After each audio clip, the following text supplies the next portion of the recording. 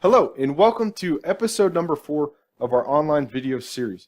Today we're going to be talking about how to sell when you're no good at selling. Sales, it's an essential function of every business. It doesn't matter what industry you're in or what product or service you provide. You have to be able to sell it to the end consumer. And that's something a lot of small businesses don't really comprehend, that they really have to develop a sales strategy that is effective in targeting the right audience, presenting the product the right way, and getting it sold. And that's exactly what we're going to talk about today. And just to give you a little background about myself so you don't sit there and think, who is this guy to tell me how to sell my product? I've been in the sales industry for quite a while. I've sold everything from products I found on Craigslist for cheap and turned around and sold it for a profit. I've also sold new and used cars, even $200,000 heavy-duty trailers. So I've learned a lot along the way, and I want to share that knowledge with you today. And honestly, I don't consider myself a good salesman. I'm not savvy in presenting a product or convincing a customer to spend their money with me, yet I've had a very successful sales career.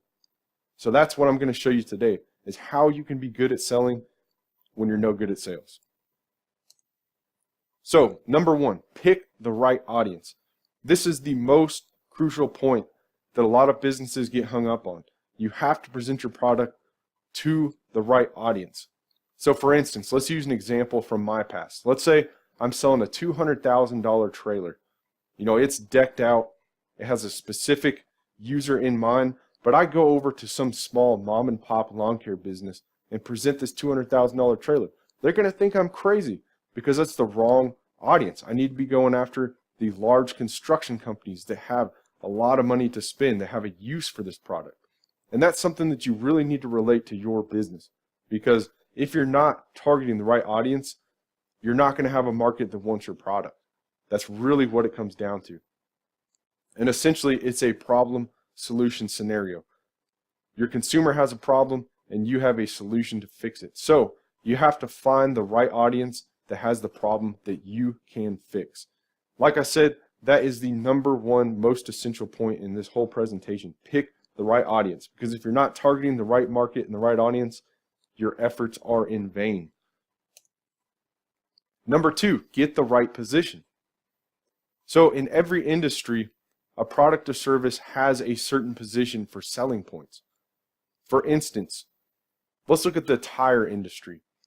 There's really not a whole lot out there that tells someone what tire shop is better than the next. I mean, of course, you have reviews you can look at online now, but for the most part, if someone's on the side of the road and they've got a blown out tire, they're not going to go checking reviews on every single tire shop within a 10-mile radius. They're going to be buying on price point alone. And that's just one example. Every industry has different selling points, such as, we'll go back to the heavy-duty trailer industry. The products that I sold were much more expensive than my competitors, yet people wanted those products because the selling point wasn't price. It was follow-on service, it was quality of the product, it was functionality. So every single industry has a different position, and you need to figure yours out and exploit it. Not just meet the position that your competitors are doing, but exceed it. Make your product or service irresistible, which we're going to get more into that in just a second. Number 3, use the correct weapon. Now this might sound a little bit intense, but when it comes down to it, you're out there attacking the market, finding the consumer. So you need to have the correct weapon to do that. Personally, I feel like the internet is the best weapon or avenue for most local businesses. Because if you remember in episodes that I've had before, I've mentioned an article a couple times where Google says 94% of people with smartphones, and like I said before, I don't know anyone that doesn't have a smartphone.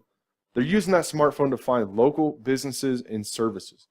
So if you're not online, your website's not showing up, you're not going to be found. So you really need to pick the right weapon. And just as the other 2 points, every industry is different. So I can't sit here and tell you exactly what's going to be the best avenue for your business. That's something you're going to have to do some due diligence and figure it out.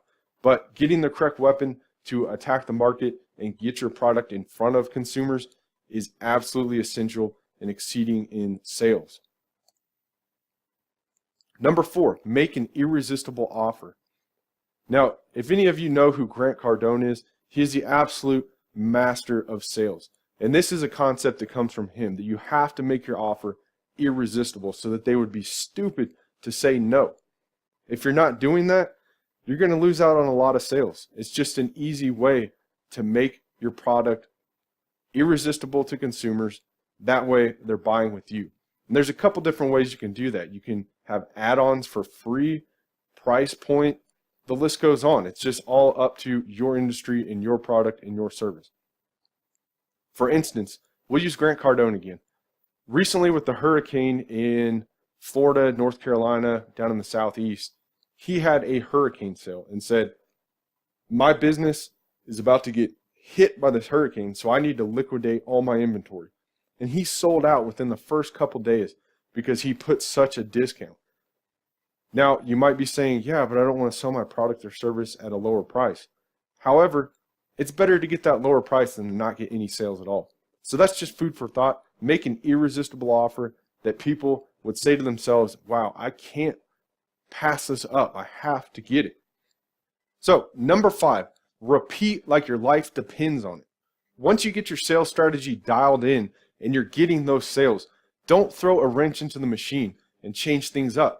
However, one single sales strategy is not going to work forever. So that's another thing to keep in mind. Your sales strategy has to be a living, breathing plan that changes with the market and consumer demand. So once it's working, repeat it, exploit it, get those sales, but keep in mind that you have to look at the market and change it up as it comes along. So those were just 5 quick tips of how you can sell when you're no good at selling. And take note, at no point in time during that presentation did I mention anything about cold calling or going out and knocking on doors or what you would consider traditional selling. Because everything in this presentation was built with online interaction in mind. Because my strategy, and like I said, I believe is the best strategy for any local business or service, is to use the internet to leverage your product and service to gain more customers. So if you don't have a website, reach out to me. I can build that for you. We're running a special in October for $99 website. So that's something that's going to help your business out tremendously, just getting an optimized website up on the internet so that way you at least have some real estate online for customers to look at. And really, you need to build on your website and your web presence and get it to the top of the Google search results. And that's really the best selling point for your product, for your business. Because as we've already discussed, 94% of people are pulling out their smartphones and looking for products and services like your business, and you need to be found. So thanks for watching episode number 4. Stay tuned because episode number 5 is going to be coming at you real quick.